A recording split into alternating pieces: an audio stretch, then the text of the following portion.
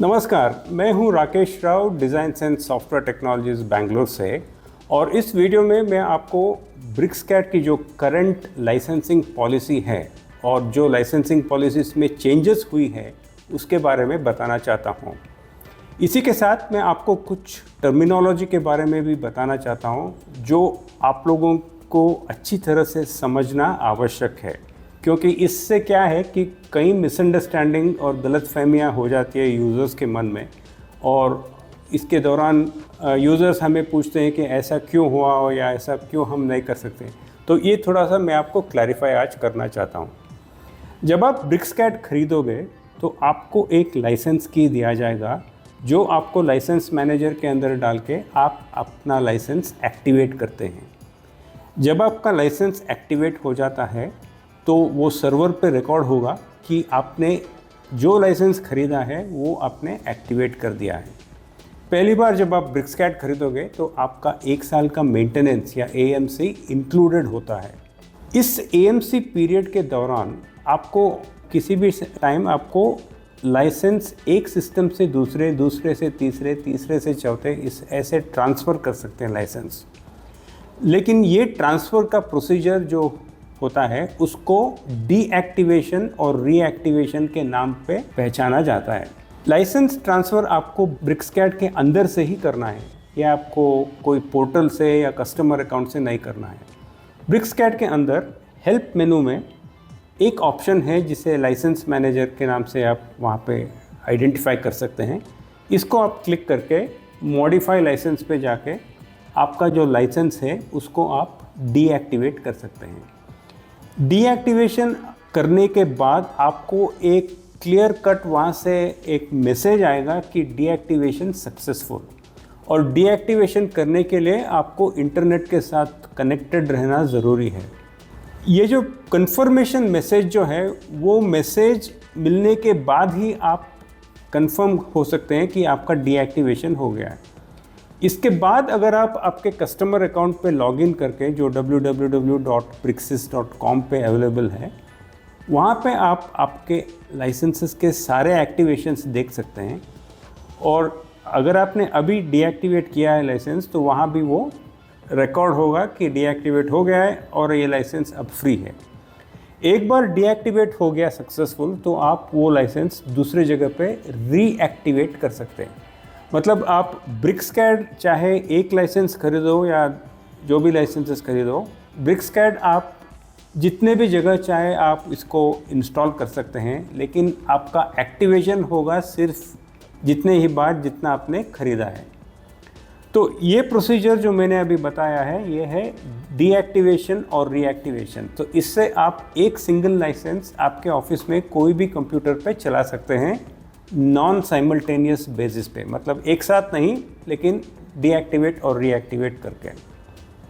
अब मान लो कि आपका कंप्यूटर कभी क्रैश हो जाता है, या फिर कभी आपने हार्ड डिस्क चेंज कर दिया, या फिर ऑपरेटिंग सिस्टम आपने अपग्रेड कर दिया, या फिर कोई मदरबोर्ड चेंजेस हो गए।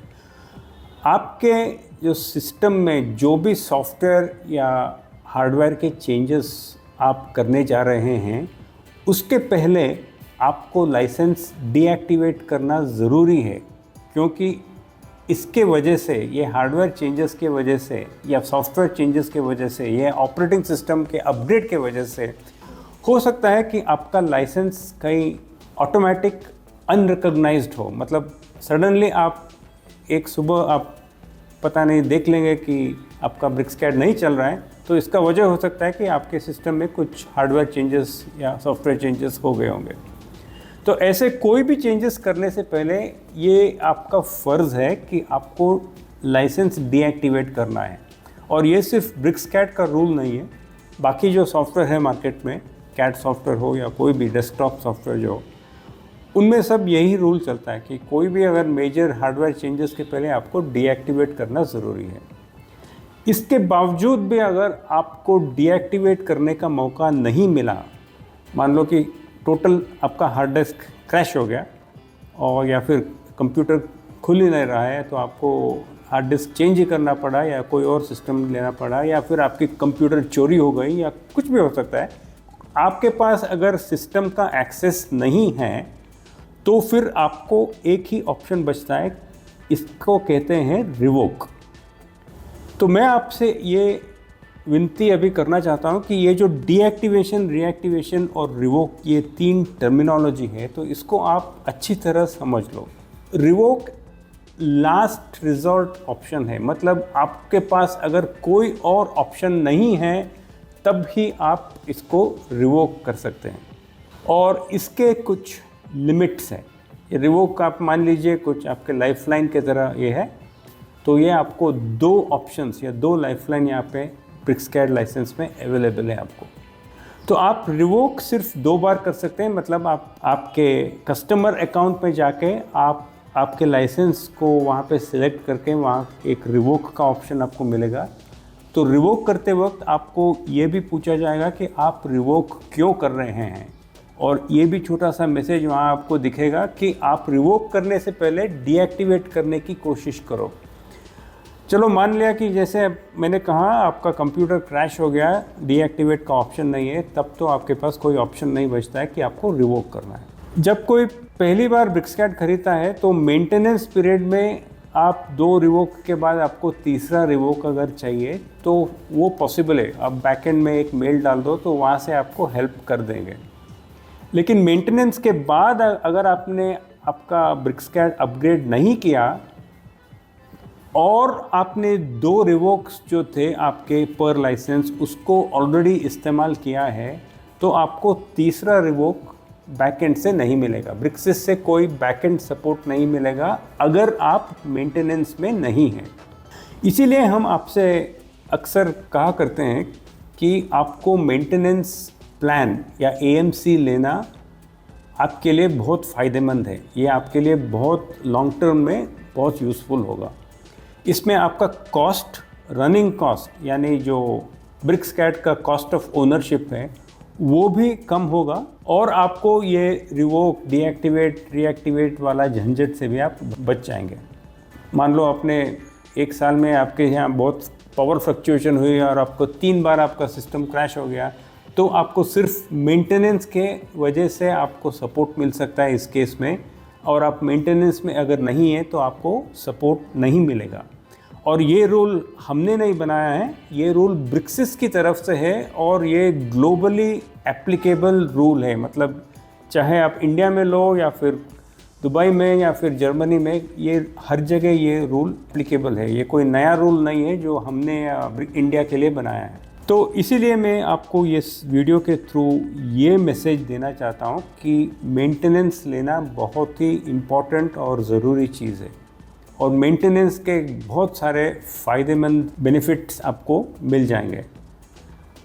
मान लीजिए आपको 5 साल का टाइम फ्रेम में आपको ये डिसाइड करना है क्या हमको हर साल मेंटेनेंस रिन्यू करना है या फिर 3-4 साल के बाद इकट्ठा एक बार ही रिन्यू करना है या अपग्रेड करना है।